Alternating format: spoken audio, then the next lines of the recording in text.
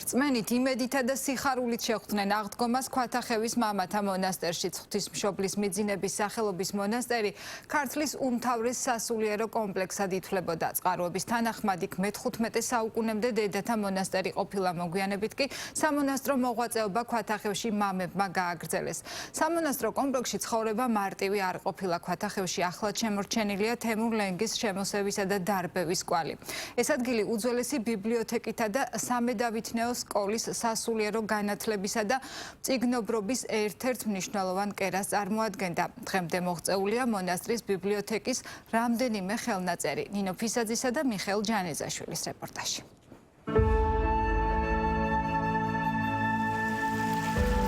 ეს მდინარე კავთურას ხეობა. გზა სოფელ წინარეხიდან მდინარეს მიუყვება და ხეობაში იჭრება. დასახლებულ ნაწილს დაახლოებით 5 კილომეტრით ვშორდებით. თითქოს ორივე მხრიდან მთები ერთდება და ტყეში ჩაფლული ქვათახევის მონასტერი მასპინძელივით გვხვდება.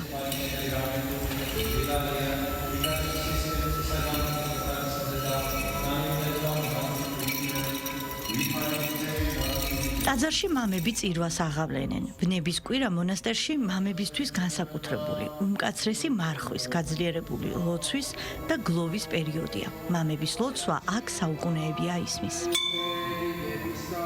გადმოცემის მიხედვით მე-15 საუკუნემდე აქ დედათა მონასტერი ყოფილა და მხოლოდ მოგვიანებით გადაკეთებულა მამათა მონასტრად.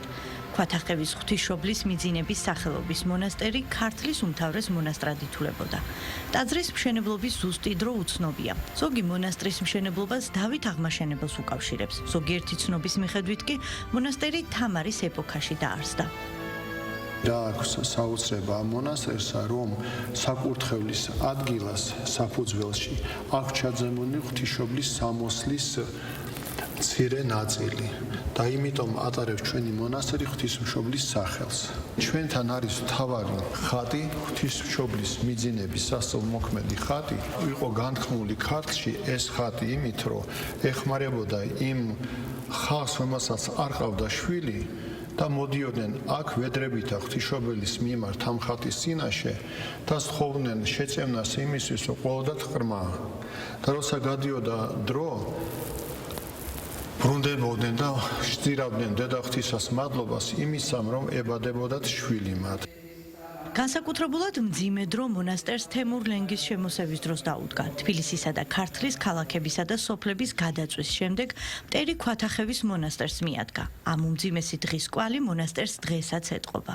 თემურ ლენგი მოვიდა ჩვენ მონასტერში, ესე გააპარტახა მონასტერი და 300 კაცამდე იყო აქ. მოინახეთ, თავშესაფარი იყვნენ კაცები, ქალები, ბავშვები, სამღვდელოობა მოსთხოვმათ უარყოფა ქრისტესი, რაზეც უარი უთხრეს. მან შემოყარა ტაძარში აქ და ესე იგი დასვა ამ ტაძარში. და ამალში წარმოიდგინეთ, რომ მოწამენი გალობდნენ ფსალმუნებს. აი რომ შევხედოთ აქ ჩვენ, ეს არის ხერხემალი. ეს ხერხემალია, ხო? ეს რაც ხედავთ შავია, ეს ყველაფერი არის სისხლი და ქონია შერეული და ეს ამ მოწამეებისა და ეს არის კუდუსის ძვალი, ხო ხედავთ? დარბეული მონასტერი მხოლოდ მე-16 საუკუნეში მეფე ალექსანდრე დიდმა აღადგინა. 1735-1740 წლებში მონასტერი დაიკეტა და აქ დაცული სიწმინდეები მონასტერთან ახლოს გამოქვაბულში გადამალეს. გადამალული სიწმინდეები მე-18 საუკუნის ბოლოს დაუბრუნდა მონასტერს. მონასტრის უდიდეს სიწმინდეს წარმოადგენს წმინდა იოანე ნათლისმცემლის წმინდა ნაწილი. ამ ტაძარში არის დაბრძანებული იოანე ნათლისმცემლის თითის ნაწილი, რომელიც არის ჩაბრძანებული ჯვარში, ძველია ის სიწმინდეებიდან ერთადერთი ეს შერჩა ამას, სასწაულად გადარჩა ეს ჯვარი და იოანე ნათლისმცემლის შობის დღეს ივლისში გამოგვაქვს ჩვენ ეგ წმინდა ჯვარი, რომ ადამიანები ემთხვიონ. ქვათახევის მონასტერი მდიდარი იყო აქ დაცული სიწმინდეებით, რომელთა უდიდესი ნაწილი დღეს აქ აღარ ინახება.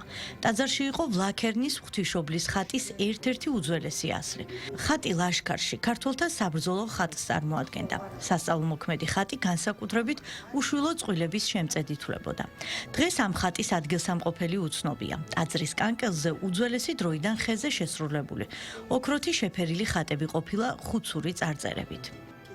ეს ხატი პეტრე და პავლესი და პირველ მოწამის არქიდიაკონისა სტეფანესი მოიტანა ოჯახმა და უთქვიათ, რომ როდესღაც ჩემ წინაპარს წაუღია ეს ხატები ამ მონასტრიდან და ჩვენ გვინდა უკან ეს ხატები დავაბრუნოთ. აქვე არის სანაწილე წმინდა ნაწილები და სხვადასხვა მოციქულებიც არიან, აი მაცხოვრის ჯვარი არის, ღვთისმშობლის საფლავის ქვა არის, მერე სვეტი ცხოვლის არის კიდე და ესე მოციქული ფილიპე, თომა და ესე მოდის ყველა წმინდანების წმინდა ნაწილებია. აქ არის ამ კარიდან იყო გასასვლელი მონასტრის ბიბლიოთეკაში. ამ შენობაში იყო წიგნსაცავები. აქ იქმნებოდა ხელნაწერი წიგნები. ჩვენამდე მოღწეულია ქვათახევის ბიბლიოთეკების რამდენიმე ხელნაწერი. მონასტერთან არსებულა სამედავითნო სკოლაც, ასე რომ ეს ადგილი მნიშვნელოვან საგანმანათლებლო კერასაც წარმოადგენდა. ეს არის ჩვენი სავიზიტო ბარათი. ეს ბზა რომელიც არის ქართული ბზა, არის დაახლოებით 400 წლის ბზა და ძალიან იშვიათია ეგეთი უკვე ბზა რო იყოს ესე მონასტერში, აი ხესავით რო არის. ქვათახევში შეწყვეტილი სამონაზვნო ცხოვრება აღორძინებას იწყებს სამთავისისა და გორის ეპარქიაში მეუფე ანდრიას მოსვლის შემდეგ. იწყება მონასტრის რესტავრაცია, აშენდა სატრაპეზო, განახლდა ბერების საცხოვრებელი სენაკები. მეუფეს აღორძინება ჰქონდა ეპარქიის სამონაზვნური ცხოვრებისა, ეკლესიების აშენების ახალი ძალიან ბევრი ეკლესია გაიხსნა, რომელიც იყო დახურული, მისი თავდადება სამშობლოს მიმართ. მას აქვს ძალიან დიდი ჩადებული შრომა, რომელიც გააგრძელა ცხოვნებულმა მეუფე დამიანემ და დღეს უკვე ჩვენ მეუფე დამიანში ჩვენ ვაგრძელებთ ამ საბერმონოზნურ ცხოვრებას აქ ქვათახევის მონასტერში. მონასტერში 4 ბერი მოღვაწეობს. არქიმანდრიტი ანდრია მეხუთე წელია მონასტრის კეთილმოწესია და უძღვება სამონასტრო ცხოვრებას. ეს კი ბერი ამბროსია, რომელიც მეათე აღდგომას ხვდება მონასტერში. ჯერჯერობით მხოლოდ პატარა საკალმახეები აქვთ. რთული რელიეფისა და ქვიანი ნიადაგის გამო მიწის დამუშავება და მოსავლის მოყვანა აქ თითქმის შეუძლებელია. ჩვენ ვიმყოფებით ქვაბში. აქ ტალღები არ აღწევს, კომუნიკაცია არ არის. და იყო ეს მე-19 საუკუნემდე ქვათახევი. მაგრამ შემდეგ მე-20 საუკუნეში დაერქვა ქვათახევი.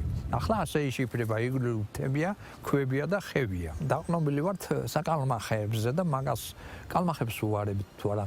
ახლა ბევრჯერ სინჯერთ ქონდა კარტოფილიც, პამიდორიც, კიდრი, არაფერმა არ გაიხარა, იმიტომ აქ 1100 მეტროა, ღვთაებრივი ადგილია და მე ძალიან მიხარი ასე საზმოში რომ ვარ, ჩვენ ერთმანეთს გვერდით ვართ. სიხარულის მომტანია აღდგომისთვის მზადება, იღებება კვერცხი, როგორც აღდგომის და სიცოცხლის სიმბოლო. ამ საქმეს მონასტრის ყველაზე უხუცესი წევრი აკეთებს. 59 დღიანი მარხვა სრულდება და განსაკუთრებული სიხარულით, იმედითა და რწმენით აღდგომის დღესასწაულს ელოდებიან. მეც და ყველას უხარია ეს აღდგომა, ეს არის ყველაზე დიდი დღესასწაული. 59 დღე ძიმე მარხვაში ვართ და მე შემდეგ აღნიშნავთ ამ აღდგომის დღესასწაულს.